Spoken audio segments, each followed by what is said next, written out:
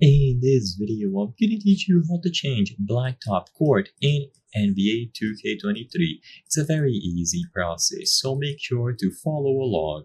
For you to change and customize the Blacktop court in NBA 2K23, you will need to use mods. So according to all the research that I've done, these are only available on PC. Sadly, you cannot run these tools that you need to edit the files on consoles. But if you know of a method, let us know in the comment section below.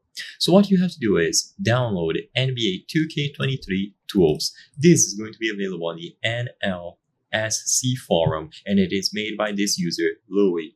So once you visit the forum, look for NBA 2K23 roster editor or NBA 2K tools, and you can clearly see it here. So click on download, and this will allow you to change many things about your roster, but also change the courts or stadiums associated with a specific team.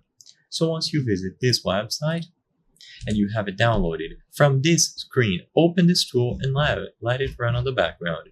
So now on NBA 2K tools, go over to the teams menu, and in here you will see all of the teams. Look for the ringers specifically because you will need to change the stadium associated with them. So once you choose ringers, choose edit team, and now one of the options is going to be stadium.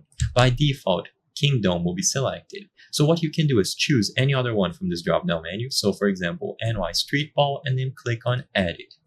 Once you choose the option to edit a specific stadium or court, you will see the arena file and possibly the floor file.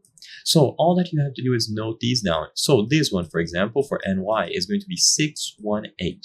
So now if you go back to Kingdom on the list, so you choose Kingdom and then you choose edit, what you can do now is replace the arena file for Kingdom, which by default is going to be 616, with 618, which is the arena file for the NY court that you saw earlier. You might also have to include a floor tile, so just copy the same code, but in this case it's not needed, and then once you load in, the different stadium will appear as you can see here. And of course, you can do the same thing with any other one, including official stadiums.